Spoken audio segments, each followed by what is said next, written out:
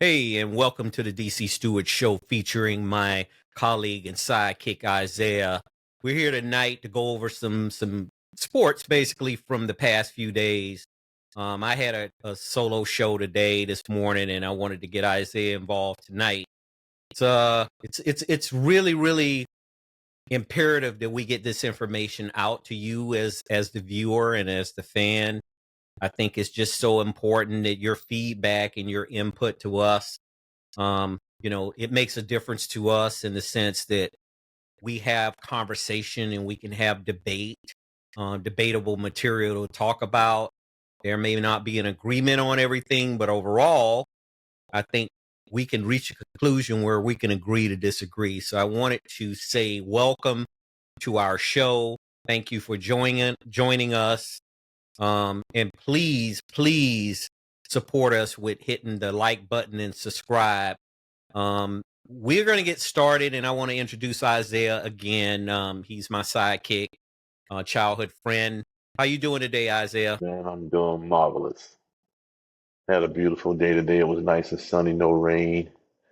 Just want to reminisce on this past weekend with the high-powered games from the youth football to high school to college and pro.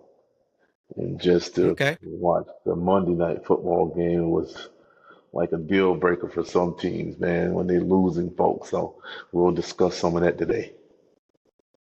All right. So why don't we get started with Friday, University of Miami against Virginia Tech. Very good game throughout the whole game. A fight back and forth, a battle between two teams. One team's 4-0, and the other team is 2-3, I believe, or 2-2. Excuse me. I'll correct myself with that. Virginia Tech came in with the idea that they were going to push Miami around and manhandle them. It seemed like the ground game got out to an early start for Virginia Tech. What do you think was the main issue with Miami stopping that run from Virginia Tech? Well, the big boys and the horses and the cows in the front, the offensive line and the defensive line in the trenches. That's where it all starts and begins. And I tell you, I did not see any of Virginia Tech's football games this year. I just read some stats of them, but man, these guys got a hardcore set of running backs, and those guys get that ball and come through the hole. They know how to bounce it outside, inside, and they were tough to bring down. It was like a war. It was a war zone in the trenches. Yeah, I really enjoyed that game, man, because it was straight up smash mouth. So, did you think Coach Mario Cristobal made the necessary adjustments at halftime to put Miami back into the mix when it comes to making the necessary, changes to match Virginia Tech intensity? Oh Do you yeah, think I that? mean, he made the necessary adjustments. Otherwise, they would have lost because, man, Virginia Tech controlled the ball on both sides of it. I mean, this is the first time I seen the University of Miami quarterback get a little rattled. He was on a run. He was throwing balls when he normally would, hold on to it and wait till some of the routes materialize. But he was trying to get rid of the football because he was running for his neck. I mean, he just trying to get out of the way because them big old husky horses was coming after him. That's true. I think he was probably trying to do a little too much too, in my opinion. It looked like he was trying to provide that spark that they needed, and they sputtered quite a bit in the first half, especially the first and the second quarter, where Virginia Tech pretty much had control of the ground game. I mean, they were doing what they wanted to do: pitch right, pitch left, and the whole 9 yards. So, um, I believe firmly that Miami did make some of the adjustments that was needed coming out in the third quarter and on into the fourth quarter to make this a very good game and a close game. Because I'm looking at some of the stats right now, and it says here that basically Virginia Tech's ground game, they led the way with the ground game. Here, drive chart, individual. Let's look at some of the stats. And Well, there's no doubt here, about it. The stats going to speak for itself. I watched the game, and just to see how it was difficult to stop these guys, and not only that, just the fact that University of Miami was number one, or either in the top five with the third down conversions, and they were stopped and they punted the ball more than I'd seen them do the entire year. They did punt quite a bit. Yeah, you're right about that, and that was a little bit unusual for Miami's offense from the first four games. It looks as though the special teams were fairly even, though. I mean, because I'm looking at the special teams punting right now, and it looks like both punters. Virginia Tech's punter had two punts for 68 yards, and Miami had two punts for 85 yards, and basically the returns were a little bit varying, but overall, I think it was an evenly matched stat in the punting department. Yeah, So it looked University of Miami, they showed me that, they could play at adversity, because they hadn't been in this predicament this year. But to see how they made those adjustments and altered how they're playing and their strategy from the first two quarters of the game, that was that huge momentum swing when they came in at the third quarter. They started moving the ball, and then they got their receivers into the game, and they wind up pulling it off at the end. So, man, if you would have seen the outbursts of fans, man, I mean, I hadn't seen them this year fill up that stadium like they did on a weekday, and it was a It was rainy, actually, yeah, on a Friday night, yeah, right? They yes. played on Friday night in front of 59,539 fans, according to the attendance at this game. Um, It looked like and it was more than basically, that because that stadium seemed to be packed, and I think it holds between 80 and 100,000 people. It looked like it I was could more than believe it. 50. Yeah. Because Hard Rock, they have that capacity because they made some, upgrades on the stadium and added certain seats and, things of that sort. So I could believe what you're saying, that there could have been a lot more. I think this was just the overall general attendance count. I guess according to the ACC, because I'm reading off their page right now. So it looked like both quarterbacks had a pretty decent game when it came to the stats with the quarterbacks. So you look here, it looks like Virginia Tech's quarterback, Kyron Drones, he completed 19 out of 33 passes for 189 yards, two TDs, one interception. His longest passing play was 25 yards. And then on the flip side of that, you had Cam Ward, who completed 24 out of 38 attempts for passes for 343 yards, four TDs, two interceptions, a 45-yard long play for a pass. The only thing offset his positive stats was the two You, you interceptions. know, But I won't count those two interceptions against him because they were tips. Both of them were tips. mhm. So it is not really his fault when a guy don't catch the ball and it wind up getting tipped and it pick it off. Now, if you're gonna just add up to his negative, of course the ball got picked off. But if the Mhm. receiver would have caught it, that would have been a reception instead of a pick. Mhm. That's true. That's true.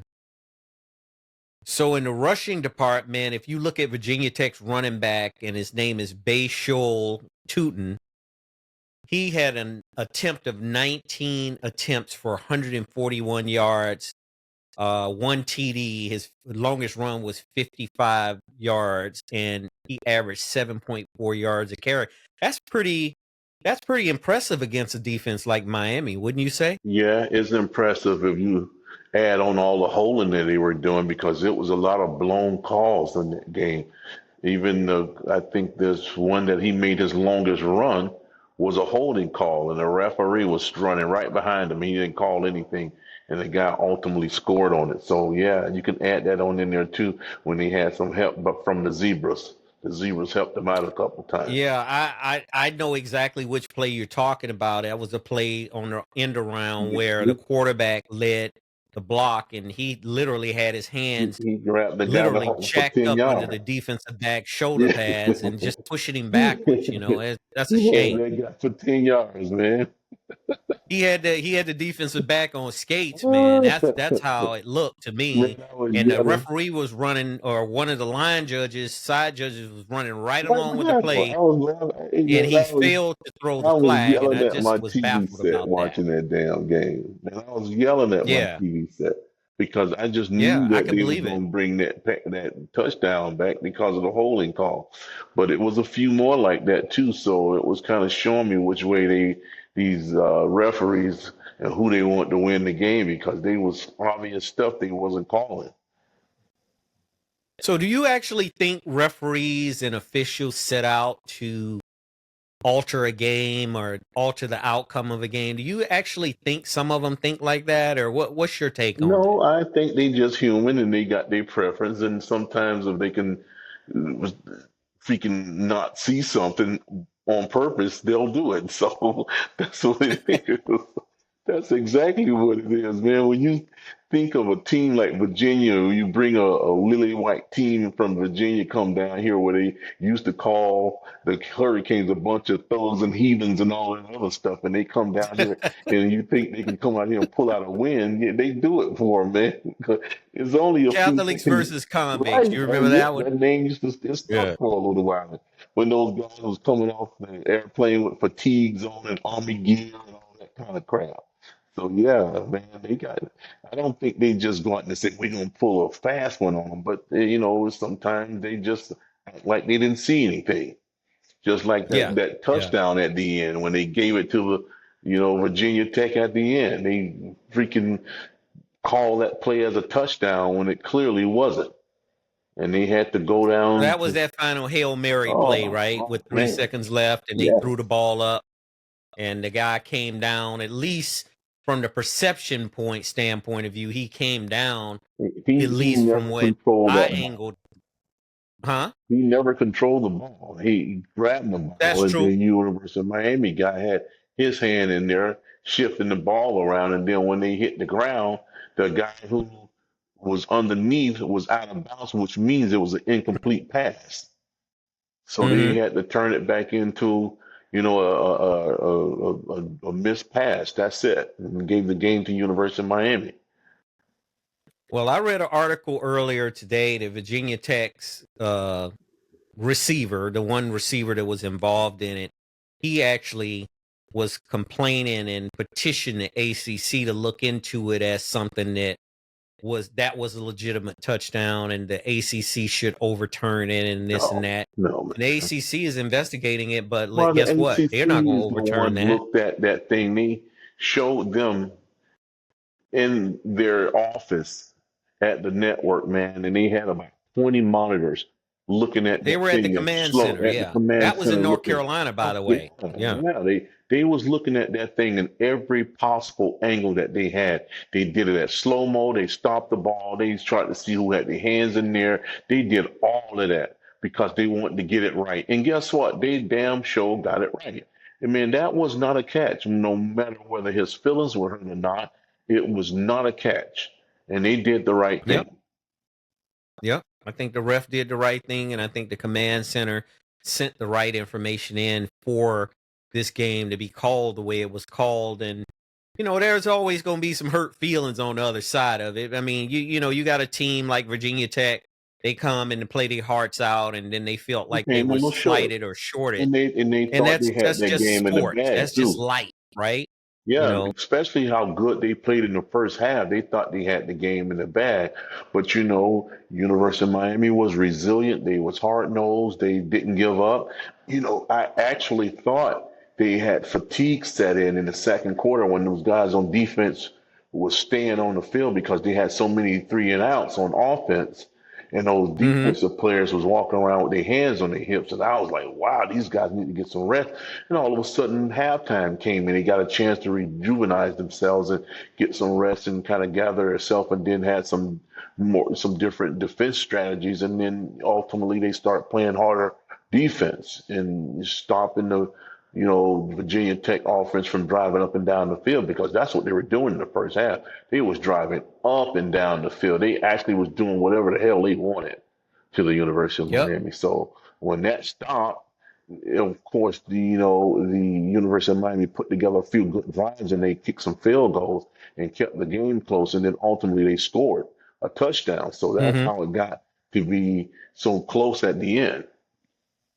Mm-hmm. Mm-hmm. Mm-hmm. So since the outcome of this game ended up like it ended up, what do you think is going to be the final resolution of outcome for the University of Miami this year? You think they're going to go undefeated, or what's your prediction on that? Well, I want to see them get past Cal. I think if they continue to play like they're capable of playing, I think they'll beat Cal. I think they probably will go undefeated. Probably, and I want them to mop up Florida State when they come here too. But I can see them particularly going undefeated because now some of the teams that hindered them from winning the Coastal, in the years past, they don't play them anymore. So they Right. don't play Clemson anymore. So Clemson was always standing anyway. Florida State had a strong team the last 3 or 4 years, and they stood in their way. But Florida State is weakened now. They walking around like a horse with a nail in his foot, so they can't even make a next step. So yeah, man, I can't wait to get them here. Yeah, Cal might be a challenge for them. They play in Berkeley, which is in Northern California out here, but I do believe that they'll be able to come out here and handle that business. Cal got beat by Florida State, so I'm not saying Cal is a bunch of scrubs. They got a pretty decent team, and they play hard and everything. But at the end of the day, I think Miami's going to figure out a way to get past them, and then they're at Louisville thereafter. So those are going to me are going to be the most two biggest Yeah. games for them in the mid-season, moving on into the final portion of the season where they play Duke. Well, they play Mhm. Florida State at Hard Rock, and then they play Duke, Georgia Tech, and Wake Forest, and then Syracuse. There's a good possibility that they could go undefeated for the first time in this era in the I would Coastal be I Division would of the be I would ACC. be disappointed if they don't run the table now Yeah, because these right. teams that you just mentioned are the teams they used to steamroll back in the day when they had Oh an yeah, average when they were in decent the Big team East, like the Wake Forests and the Dukes and the teams like that. They used to, those were like oh tune-up man, games, the third practice string players games were for their playing those guys. starters, and by Yeah, the second quarter, they're the second and third third stringers it will stringers, be and by the playing. third and fourth quarter, They their still fourth scoring and on fifth them. stringers were Yeah, playing. You yeah. know. So that's why I'm figuring they should go ahead and run the table after this. So the Well, Wake I Forest do and the know one Dukes. thing. I predicted they'll be in the college football playoff system. It's a 12-team playoff, system this year, and I think they're going to be into that. And they have a really good chance of going deep into the playoffs to get to that final national championship game. So anyway, we'll move on Yeah, to the next. Go ahead. I was getting ready to say if they do that, I think Cristobal will be like right on schedule because it usually take him every time he bounces around to a new team, Mm-hmm. it takes him about 3 years to get that team to the point where they're competitive. They'll get their butt Right. handed to him the first couple of years. Or by that third year, he's got most of his own players in there. And now this what kind of sped everything up because he got players out of the portal. So I mean, because look at the quarterback. The quarterback came from the portal, but then he had the True. number one recruiting class this year. So all of these young players that's actually playing, they're starting, came out of that recruiting class last year. So he's right on schedule, man. I mean, if he take that team 10-2, he's right on schedule, and that will probably at least 10-1 will get him in the playoffs. So long as he stay in the top 10. So coach of the year. I'm not giving them that yet. Let's get about 8 games into it. Then I'll say that. Let's get 8 games into it. Give him at least 8 games into it. I tell you one thing, he made huge progress though. Oh, no doubt about it. No doubt about that. And we'll keep everybody abreast on their ascent up to the top because that's where they should be going. after all the years that they seem to be stagnated along the way. One year this happens, next year that happens, and I'll they give him just never could recruiter put it of the all year. together, you know? I'll give him recruiter of the year Oh, no doubt because about that. he's Yeah, got he's the one of the best best recruiting recruiters in the class. country, I'll give actually. him that. It's just a matter of Yeah, the him guy getting the can players the to man can gel. recruit, so I Yes, will give sir. him that Yeah. too. Yeah, he's an exceptional recruiter, and I think he picked that up early on in his career on how to go and talk to these young men and be able to convince them that he can provide them a better shelter to be a better football player at whatever position that they're playing in. And I think Mario Cristobal is really good at that. So, Yeah. you I know, watch him anyway. interact with his kids, and I think he's one of those father figure, no nonsense type of coaches too.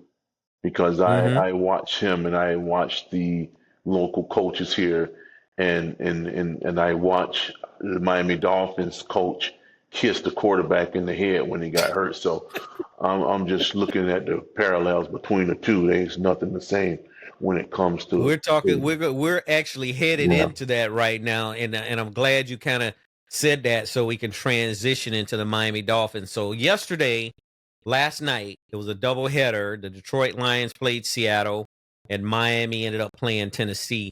And Miami stunk the place up, man. They stunk it up, Man, I live not too really. far from the And I'm stadium. very upset because I Yeah, think that they could have done better, even though they don't have their starting quarterback. And listen, it's just, to me, it just burned me up for Tennessee to be able to come in there and dictate that whole yeah, game to them. None of them played well, listen, man. you know. I live not too far from the stadium. I could still smell that stink coming from down there. Man, Yeah, that they stunk up the place last night. yeah, they They, did. they look And none of unorganized. them They don't should look be proud of prepared. how they played last night because that's on both sides of the ball. I think the defense was playing their hearts out though to a point to try to hold Tennessee, but the defense can only hold for so long. If that offense is out there and they going 3 and out time after time again, it just doesn't make any sense. Well, And they had a brand new quarterback in there, Tyler Huntley, yeah, and I you don't know, blame him for I it. gave them the benefit of the doubt at first because you got a quarterback who had been there only for a couple of weeks, and of course, you got to learn a full-fledged playbook, and that playbook is like a dictionary. But then you Yes. got to look at the fact that when he did throw the ball on time in the spaces where you had the seasoned receivers like Tyreek just dropping balls, man. It showed you that What the was up with him focus last wasn't. night, man? No, What's going man. on with this dude, man? He was part of the stench down there because he was getting Mhm. dish ragged. They were slamming him all over the place. His head didn't seem to be in the game at all because passes that he would normally catch, he was juggling the ball, he was running out of bounds, he was just dropping passes. And I think it got a little frustrating for the whole entire offense, man, because they wasn't set sometimes when the quarterback got the ball. They hiked the ball when the quarterback wasn't ready a couple times. It just didn't look Mhm. organized at all. It looked like they was in the first week of spring practice. I mean, it looked ugly. Ugly, man. And the So fans where do you start think the leaving rest of fast. their season is going, though? I mean, what do you think their season looks like 3 games from now or 4 games from now? Well, I don't know because in football you can turn it around in a couple of weeks. That's if everybody got their head in the same place.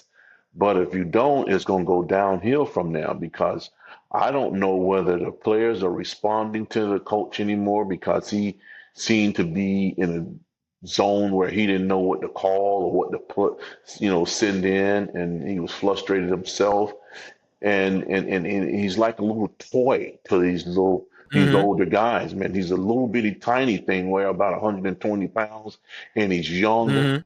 I mean, I've never seen him fuss at anybody. I've never seen him get on nobody's case. I mean, it could be coming from it because just the mere thought of that. That's probably one of the reasons what happened to Tariq 3 weeks ago, because here it is, a guy who's supposed to be setting an example for the team, and this freaking man was driving erratically and almost got arrested because he was late. That tells it all. It tells it all. This guy was 30 minutes late for a doggone game. It's not practice. Hmm. He was 30 minutes late for a game and he was driving like he was in the Indy 500 driving down into the stadium and then got pulled over. Yeah, he was So on that to podium me, grounds when he was actually driving on like that, oh, he right? was just a right hand turn. He would have been into the stadium. But I'm just only saying this to say that might be a little lack of respect from the coach too, because usually I'm gonna tell you right now, those hard-nosed coaches would have freaking benched his behind, no matter what it is, because when you have an elite player that take advantage of you and he don't show an example, I can imagine Jerry Rice and those guys coming. They used to the Jerry Rices and the Michael Jordans and the Kobe Bryant. Those guys were set to be there before the gym opened. They had a key to the True, doggone gym. true. They was in the stadium before it even, when people were tailgating, they was there already. And here a guy is come dragging in there 30 minutes late. Man, I just can't figure that one out. And I think it has a lot to do with the fact that I think the coaches done got soft and they don't respect him as much. And that's going to prove So itself.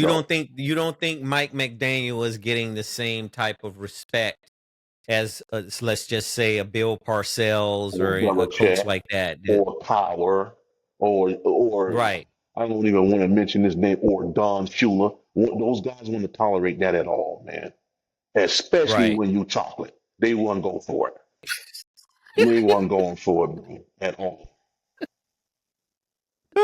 So You got to be we'll fair see. now. I mean, come It's on not, now. well, I'm just telling you, you got a double whammy when you freaking chocolate and you freaking coming to work late. That's grounds for almost cutting you, man. I mean, I don't think they'll Right. go that far with him because he's probably the best player on the team. But then it set a terrible precedence for the other players to see you coming in late like that.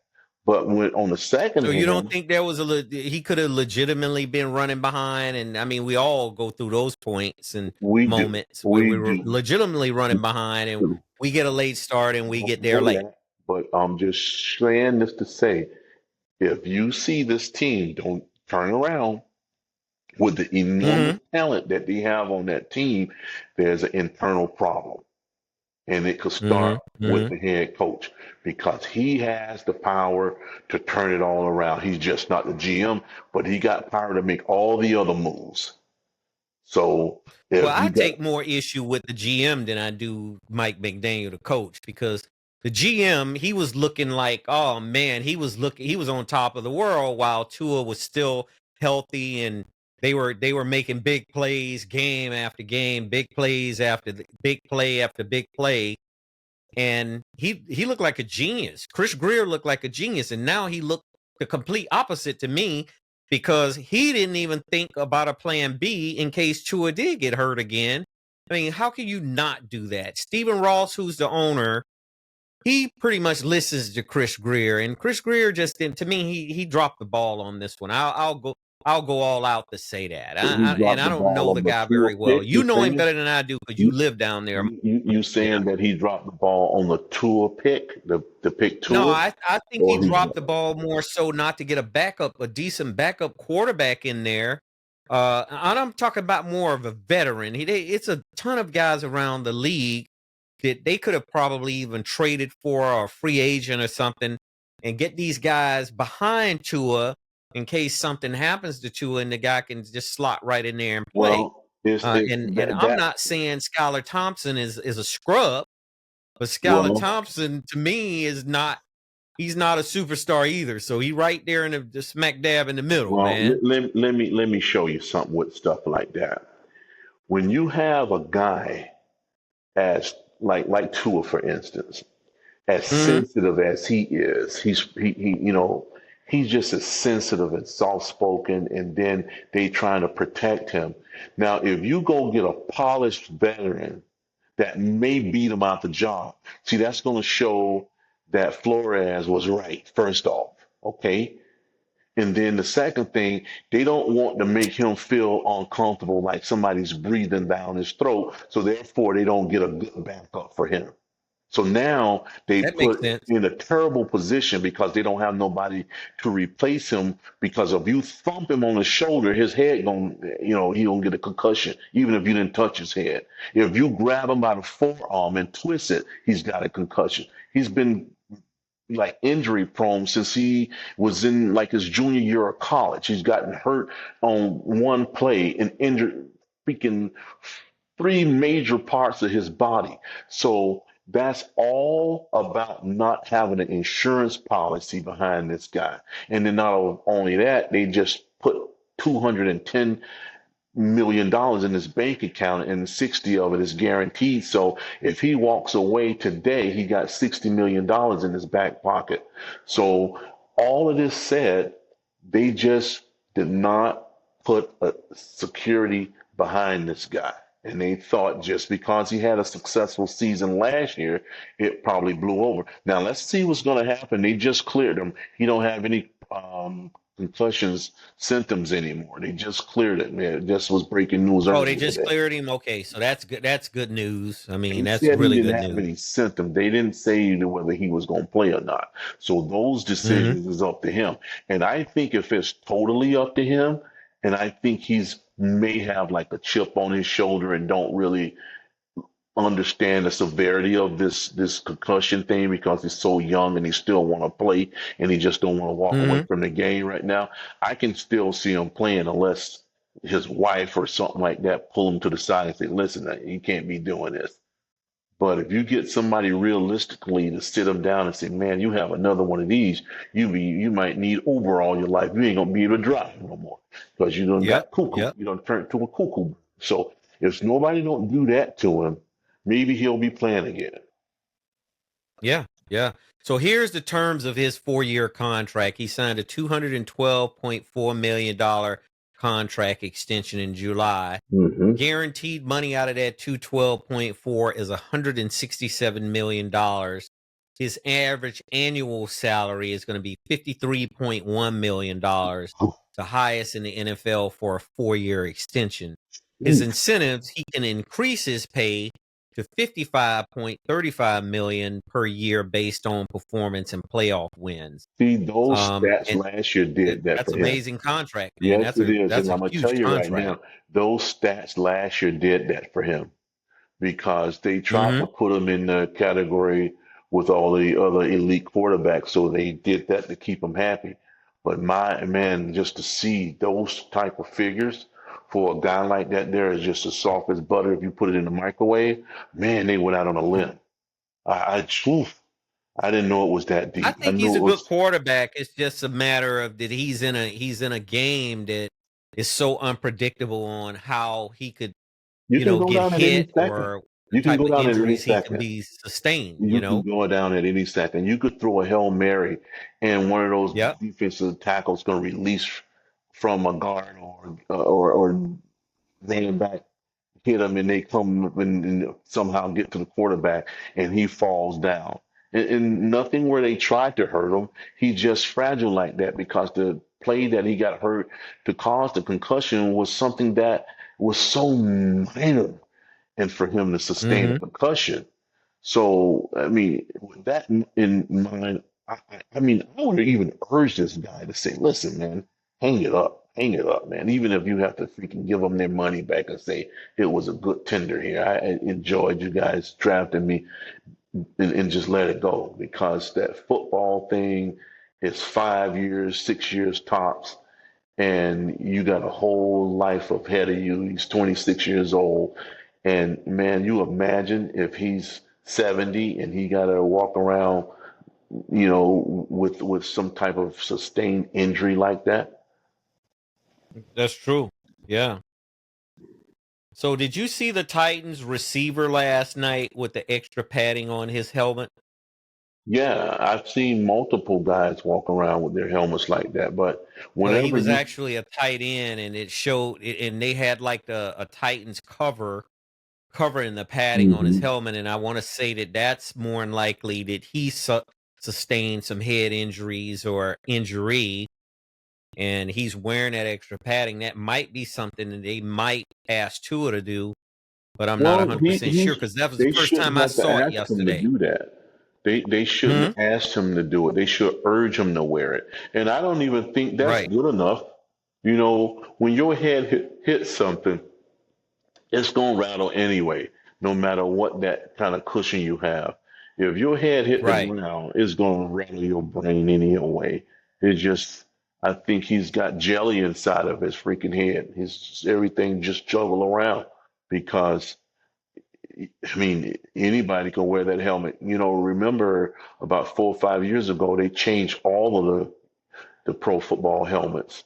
And it Right. wasn't that was Antonio Brown tried to cheat and keep the same helmet that he had been wearing for a while. Remember that? Correct. Yes. So I'm just Yes. telling you, everybody changed their helmets several years ago. They Hmm. not making the Hmm. helmets the way they used to. They putting an extra added cushion in there. Well, when we were playing back in the 80s and the late 70s, I mean, technically we were Rydell helmets and bike helmets. Remember those bikes came Yeah. out? They were hmm the newest helmets out at the time, The bike the helmets bike that helmet. just came out. Yeah. Yeah. The So, Rydell helmets was like they was getting rid of those. exactly. So, with that said, it's like you just kind of think about, the ramifications of sustaining that type of injury. I'm pretty sure it could be catastrophic if you don't pay attention to that. It's really scary. It really is.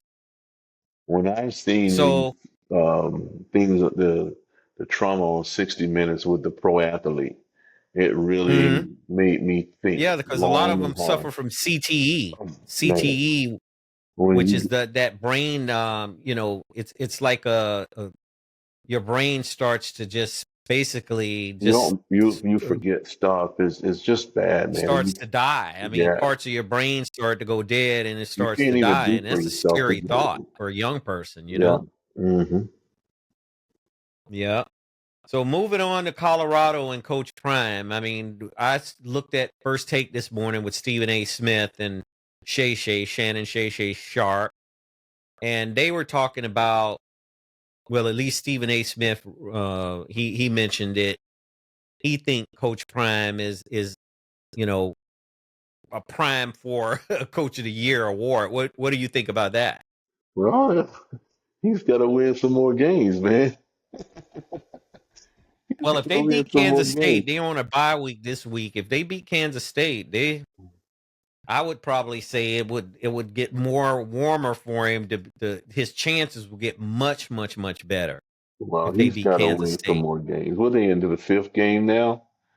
Yes, He's because got to they had a convincing win against Central Florida. I mean, Central Florida had a good football team. Central So Florida had that was a great game, man. That was like a good win for them because Central Florida was undefeated and stuff like that. But I'm gonna tell you right off the right, bat, man, a team like Central Florida is not you can't match them up with a Georgia or Alabama, man. So I'm not willing to go dishing out coaches of the year if you beat a team like Central Florida. Central Florida is not even considered now. They are, but they're not even considered to be a powerhouse Division 1 team. So mm-hmm, if he can mm-hmm, go in there and take out a big time program like Georgia or Alabama or Texas or them teams like that, then he would be looked in the eye of having the coach of the year. But just coming down and beat up a school that's playing, you know, Division 2 schools and running up the score on, because man, I couldn't believe how many yards that running back had on everybody else who they played.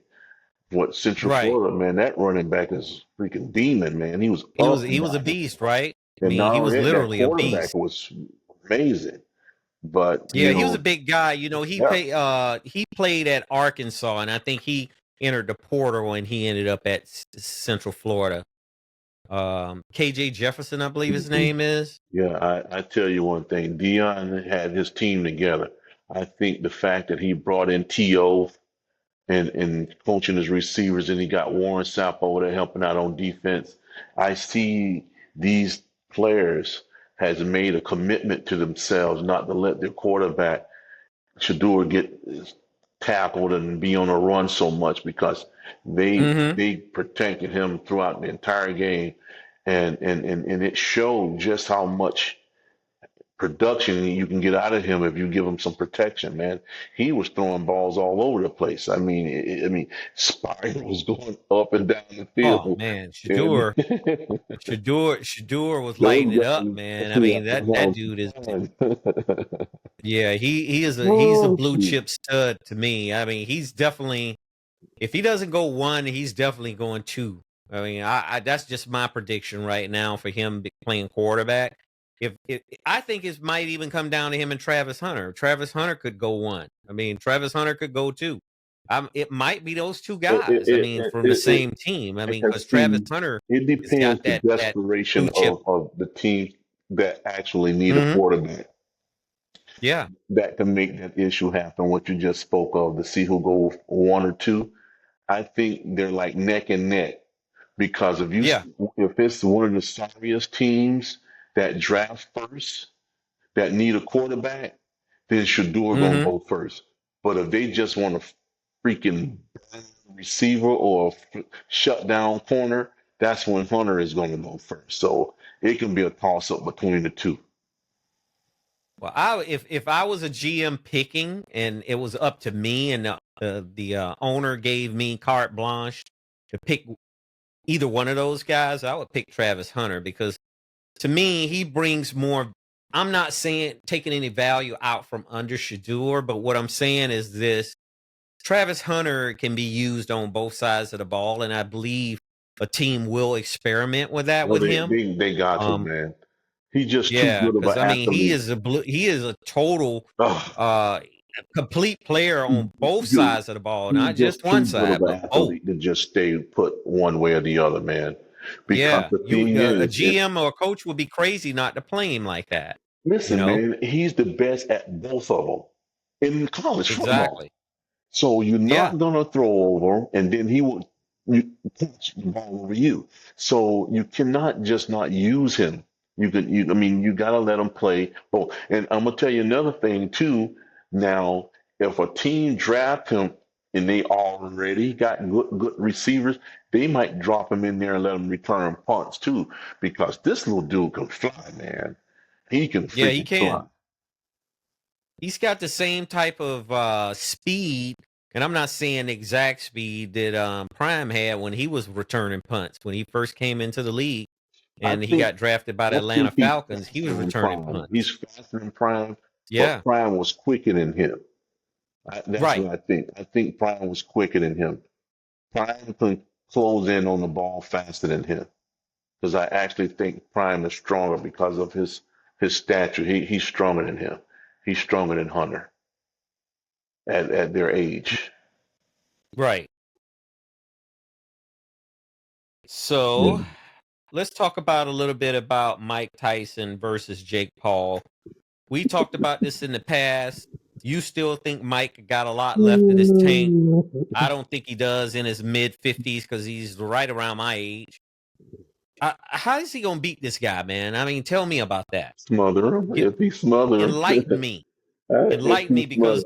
as Listen, much as man. people like to discredit and not give Paul a lot of credit, Jake Paul he's got a pretty solid punch, and he's Let me tall, tell you and this, he's got the man. reach over Mike. So what makes you think that Mike gonna be able to get in close to If even if hit him? if if he's dumb enough to not see, I watched Mike Tyson fight for all of his career, especially Mm-hmm. his professional career.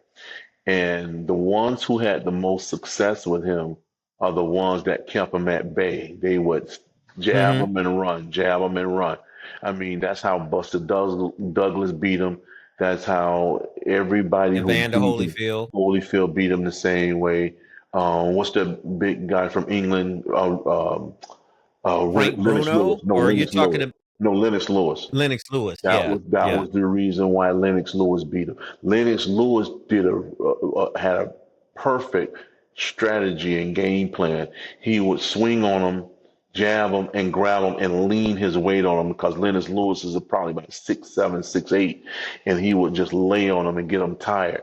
Holyfield will punch him and elbow the hell out of him and then grab him the same way. And that's how he got his ear And then bit. headbutt him because Yeah. Holyfield headbutted Yeah, that's the how he whole got his fight. ear bit. That's how he got his ear bit because he would elbow Yeah. him, bring his freaking arm around, put the forearm around him, and then he cut his eye. And Mike was pissed off with him. So, in order to beat him, you're gonna have to punch and run and jab him and run and stuff like that, where he can't get in. But if he stay there toe to toe, you're gonna see his freaking beard on the other side of the ring. So that's what's gonna You know happen. what? I'm not going to make a bold prediction yet because, as I said before, Jake Paul might have not have fought a bunch of per se top notch fighters, but the people that I saw him fight, he pretty much landed punches on them. They were down, man. They didn't get up. A lot of them didn't get up.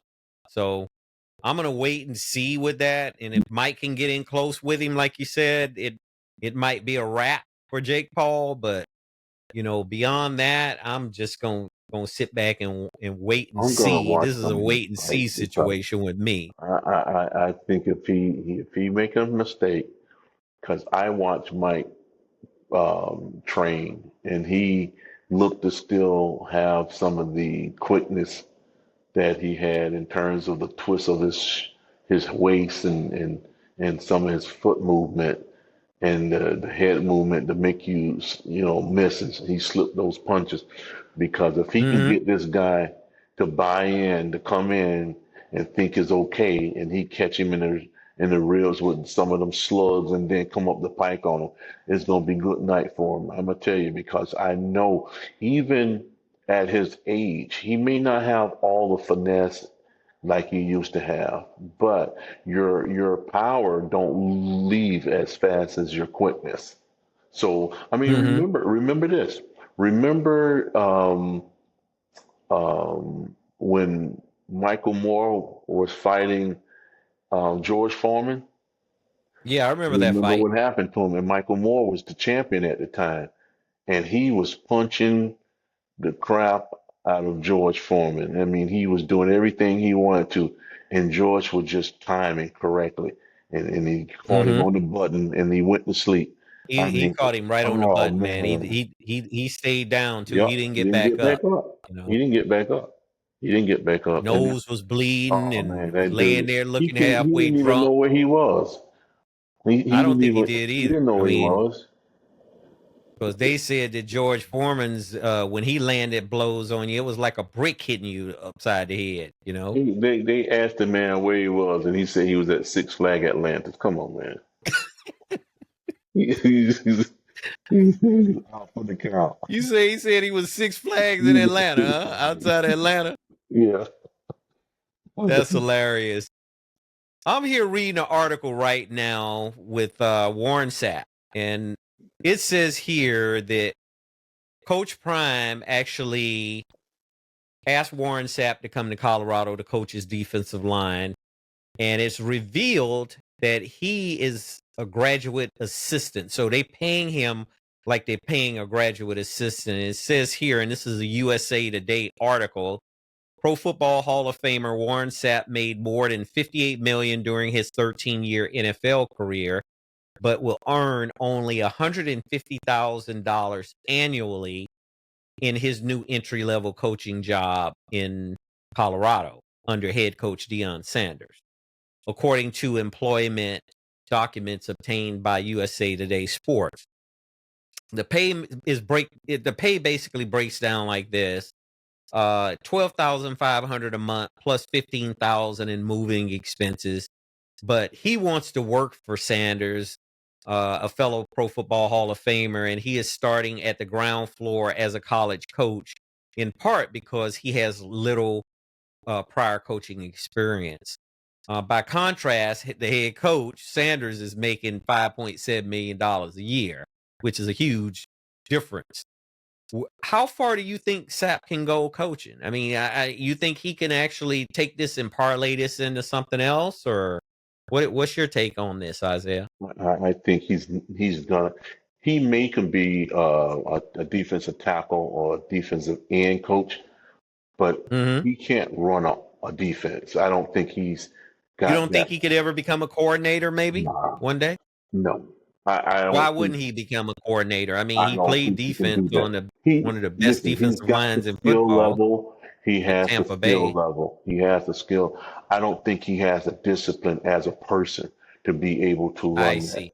That's the only thing that's probably going to plague him. As in, I mean, even if Dion happened to leave and go to another team, if he don't bring him along with him, somebody will get him to have him as a position coach. But I can see him being a defensive coordinator because of the seriousness of being a leader or have that challenge of being able to orchestrate that entire defense. I don't see him doing that. I don't see him being able to have put the entire interior line together, the linebackers, the DBs, and all that stuff, and put them in there where you can call a game. I don't see that in him because I see more of a toy type of playful type of guy who only gets serious when it's serious, come to play, like a game day.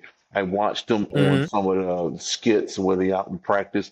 He playing around with the guys, and then when Dion come in there, he straightened up just like a kid who was screwing off in the classroom.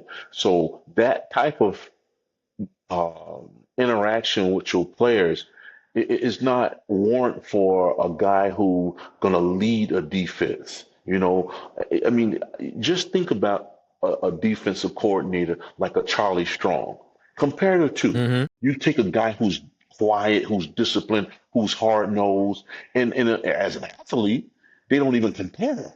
But when you talk Correct. about the mindset of both of them, it is no comparison. So I'm looking at him as being a position coach for the rest of his career. I couldn't see him doing anything You else. think so? Now, Okay. the pay of it, and that's only if he's not in debt. So you tag $150,000 with incentives onto a person who already have an NFL pension, he could be living pretty doggone good, man. Yeah, Especially because when the he is majority getting of an NFL pension for yeah, sure. but I'm just saying too, when you're a coach out there, you don't have to pay for that much. He eat with the team. He might have some free room and board. I mean, he's living a life over there, man. All he need money for is to Yeah. get his snuff in his mouth and keep his teeth brown. That's it. Oh boy, you a piece of work, man. I don't know what to say about you. You So yeah, know. man. I mean, I thought it was a blessing in disguise for him because I think everybody know who Warren Sapp is. As good Hmm. of a player he is, for him to actually want a coaching job, and for the University of Miami, who was looking to put together a staff and not bring him aboard, man, I don't know what to say. I think Dion might have sat him down and said, "Listen, man, I'm gonna bring you in. You got to bring," because it was channels and obstacles it took to bring him in there. You Oh, know, of course. Yeah, and, of and and course. for him to get on the staff, he had to jump through some hoops to get him there. But Dion has got that type of personality of telling you guys, okay, this is how it has to be, and he stand firm on that because I don't think nobody else who would hire Warren Sapp will be able to keep him in check enough for him to come in there and do his job and be serious about his job. Hmm. So I know with Dion, I mean, if you look at the diverse part of his staff, I don't think that offensive coordinator and the defensive coordinator is undermining his position. Even when Randy Shannon was the head coach at University of Miami, everybody who he had in there undermined his authority. And True. then even when he became interim head coaches in Florida and other places, he never stayed there because of how he couldn't get a person to just flat out work for him and be honorable to Right. him and be loyal to him. So what he do? He just stick underneath somebody else and just ride out the wave. That's what he's doing now. He could get another head coaching job. I mean, he was qualified for it, No because doubt about that. he For he Randy he Shannon, of won course. national Yes. championships as a defensive coordinator and getting back to Warren Sapp. Randy Shannon did it as a coordinator, one, but you Mm-hmm. could compare the two as athletes. Shannon wasn't even half of the athlete that Warren Sapp was, but he's a hell of a coach. That's He's a right. hell of a coach, and he know how to govern a defense. I don't think Warren Sapp know how to govern a defense. He that one-on-one type of teacher.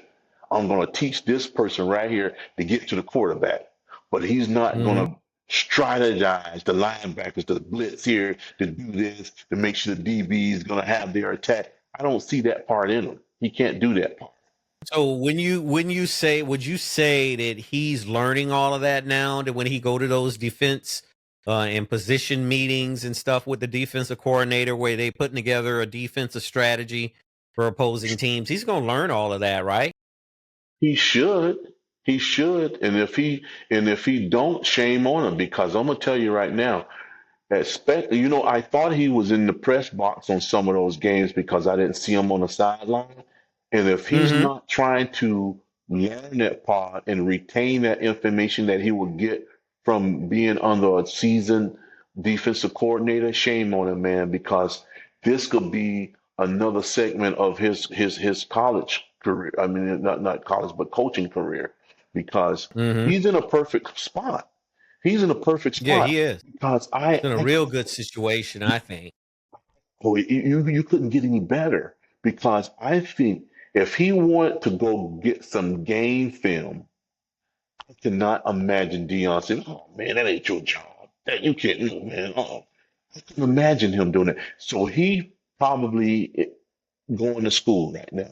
He should be going to school, learning everything he can about that defensive coordinator job because he's right in the right place. Where if you look at some of the most polished head coaches now who sat under Nick Saban all of those years, man, and guess what? Listen to this part. Those guys had the same type of job that Warren Sapp has right now. They started out like that. Mm-hmm. They started out getting a lower tier job, position coaches, where they just was, being held accountable for one or two players, and then all of a sudden they caught on to everything else because there's a lot of stuff that goes on with this game other than just coaching. It's the politics of this game too. I think Dion is just as good as a politician than a player and a football coach because he know what bridges not to Mm-hmm. burn. He know what to say. He know what to do. He can remain flashy and all that stuff. But then every now and then he gonna throw some God stuff in there and God bless you. And I'm looking out for these people and I don't care about about this what these players. I want them to get educated and all of this stuff. That plays a very important part of him staying around there, man, because even when he was over at the HBCU, he did the same thing. He cared. Oh, no He doubt. cared about Yeah, the he never youth. He changed his cared about the style or community. attitude. All of that Yeah. stuff, man. All of that stuff. Mm-hmm. All of that.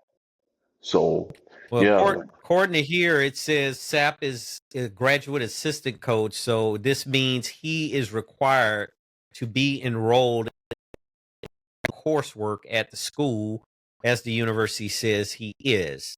He also is not allowed to have off campus contact with recruits, according to the NCAA rules. The mhm. university noted in a statement Monday that Sapp passed the background check and had a meeting with the Colorado athletic director, Rick George, to clearly articulate the department's standards and expectations, of which he acknowledged and agreed. So I guess he does understand where his position is now and what it entails to work his way up from a graduate assistant position into an assistant coaching job where he can go out on the recruiting trail, because right now, according to this article, he can't go out on the recruiting trail. So it makes a big I think difference that's a right good thing. now. I think that's a good thing. I think that's a good Mm-hmm. thing because you don't want some guy to just because he know how to coach and he played in the NFL, to have access to these children to go inside of their parents' home when you're recruiting, and you go in there and sound like a fool. It can be a terrible reflection on the university to allow a guy to go over there like that. Because I'm gonna tell you right now, if I had Warren sat with me and I was recruiting, I'd leave him in the car because his hair is always nappy. He's always wearing dirty clothes. All that, man. He be looking like a damn bum. I'm just telling him, yeah. Well, I'm just calling it as it is. Yeah, I'm not being cruel. I'm just being real about it because he just not looking up to par to be wanting to be going in somebody's house and you trying to sell a university, man. You trying to sell a university and he's the face. Of course you are. And you got a guy out there with snuff in his mouth and a dirty t-shirt and nappy ass mohawk. Come on, man. That's what I'm saying.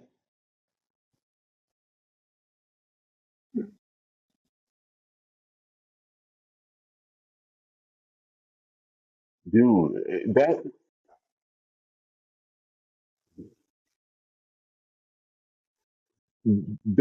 that part got to be gratifying for him, man.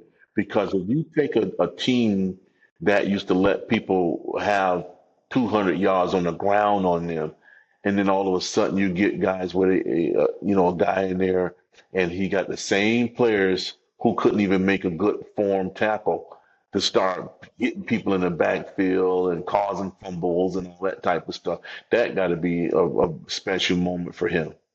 I will give him that. Oh, he has. He has. Yeah.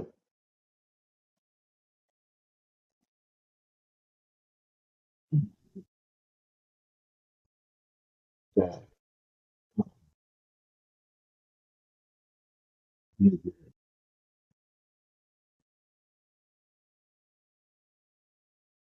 Well, when I seen them play this past weekend as a unit, a solid unit where everybody was clicking on all cylinders, I think they can beat any team with the exception of the Georgias and the Alabamas. They just don't have those type of athletes, not as a whole. They got them in spurts, but they don't have it as a whole. And not only that, their team hadn't gelled to that degree yet. Even the coaching staff hadn't been together that long for them to be able to go in there and beat up on like the Kirby Smarts and these guys from Georgia. I don't think they're ready to. I mean, they may.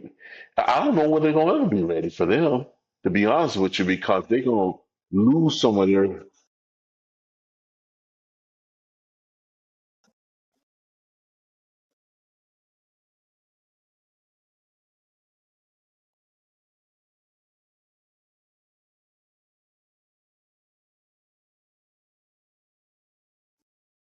Mhm. Yeah, yeah. Mhm. Yeah, I was looking at their money today. The NRML, them guys are making 5, 6, $10 million, man. Yeah.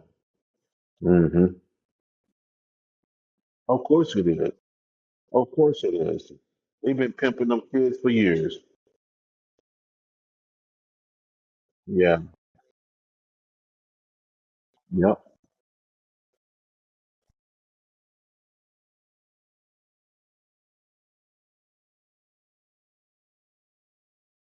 Well, I can imagine.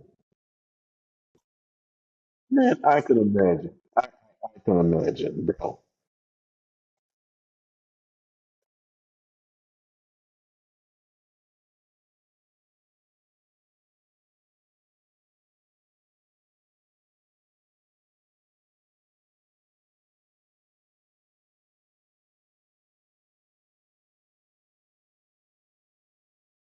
You, you know what I thought about that?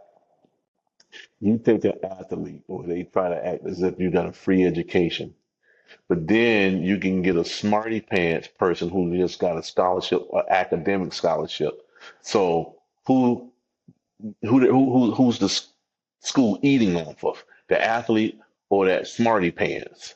That smarty pants gonna only graduate and they might give back, donate some money back to the school because oh I went there, I was in a fraternity there, so I'm gonna donate money back. But these athletes make money from square one for the school. From square one, they make money for the school because if you a stud, they're gonna start selling your jersey and all this stuff, and they're gonna want you to have these appearances. Then you got to speak to the media. Yes, man. So they profiting hand over fist off of these children. And guess what? And it could be more than one on a football team. I mean, you just made the reference of Colorado. They got three or four, five, six guys on their team that has those type of deals. You know? So you imagine that? Just imagine.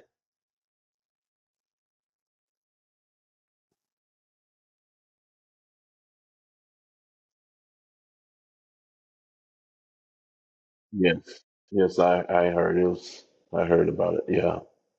He's a good luck charm now that he's dead. But once, 5 years ago, 10 years ago, when they claimed he was betting on stuff, the only person had his back was Mike Tyson was out there advocating for him and wanted him to leave him alone and put him in the Hall of Fame and all this type of stuff.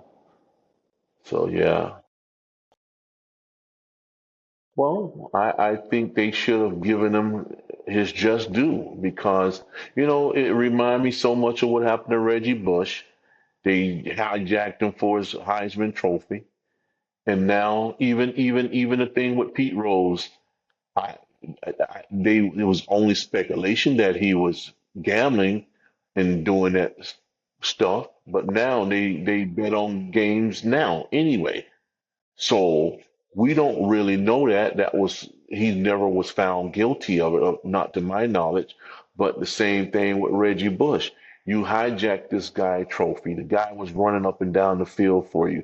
You sell his jersey. You kick him out of school. You fire the head coach.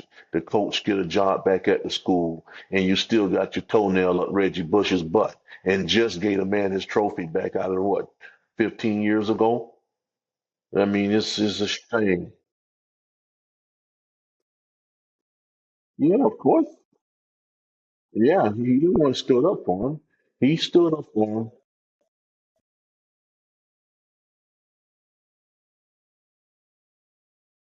Yeah, he knew it was wrong, man.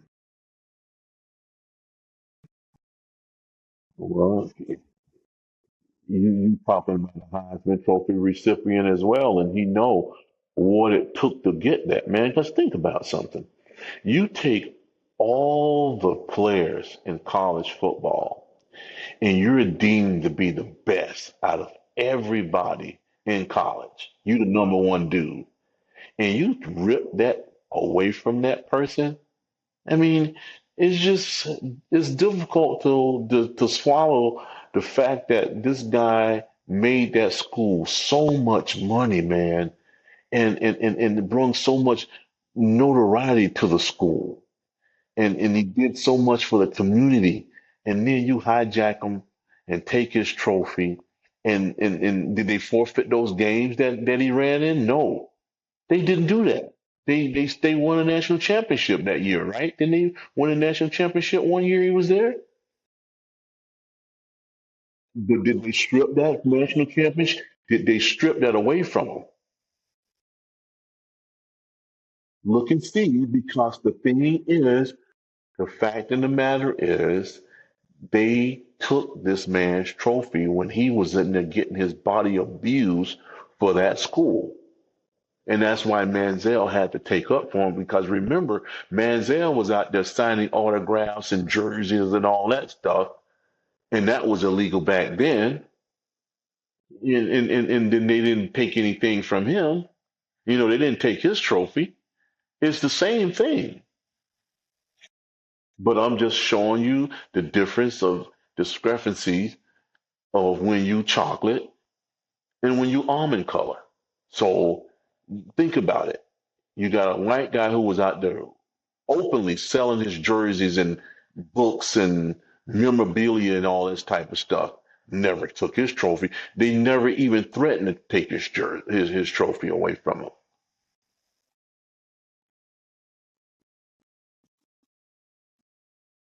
Sanctions, that's it. Did they take the national championship away? Sanctions, of course, everybody remember the sanctions because they took scholarships away from them and stuff like that. But did they take the national championship away from them? I guarantee you, if you go to SC right now, they'll show where they won a national championship during those years. It'll probably be hanging up in the gym somewhere or in the field house.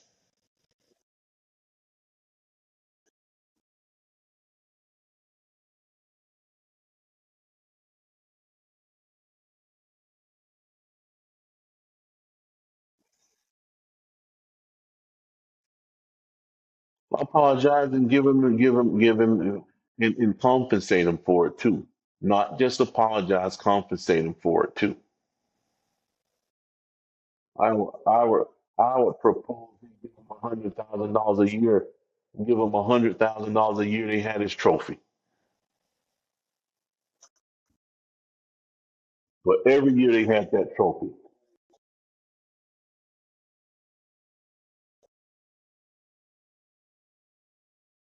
So for 1.4 million dollars they owe him for taking his trophy.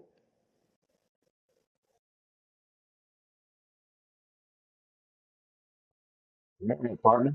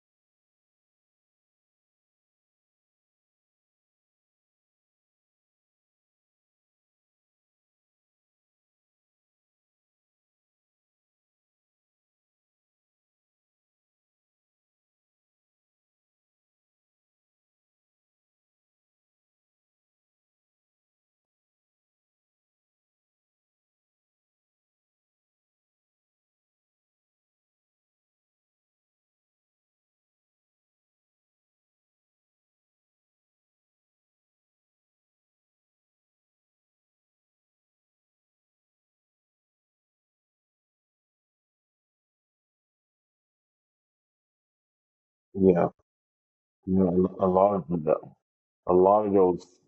Yeah, yes, man. Getting a lot of sponsorship from a lot of corporations now.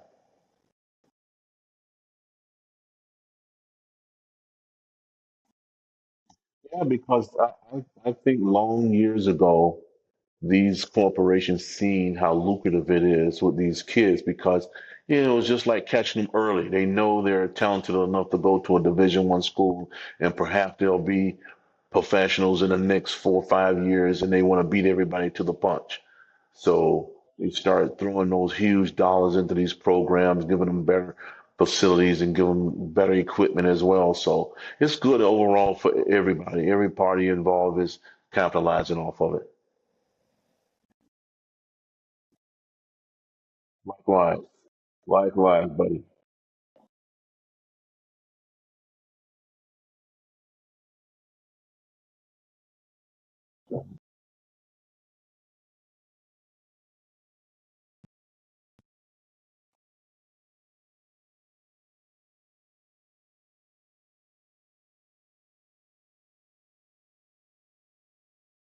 course.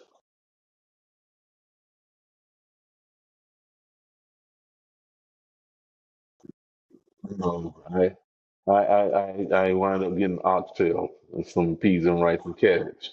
Yeah, it was super though.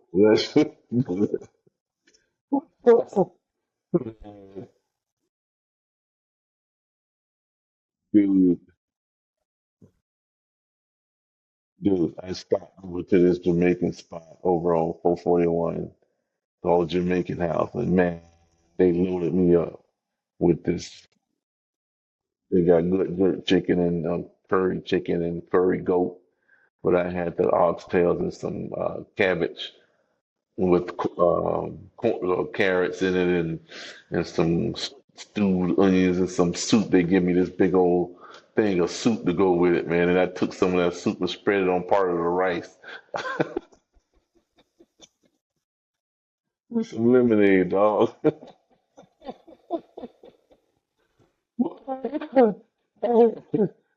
Some lemonade. Dude, I had to get up from the table. Couldn't finish it, man. It was too much. I couldn't even get up from the table. Yeah, that's all right. When you come to South Florida, man, we gonna hit them up. Yeah, we gonna hit them up.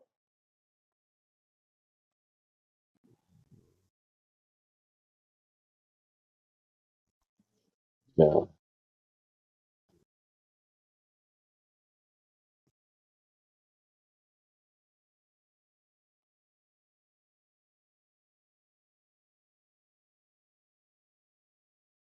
yeah.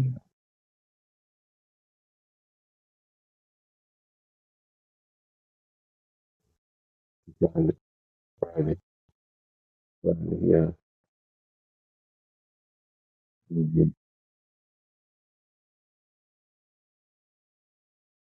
Be doing the South, in South Florida. Yeah, I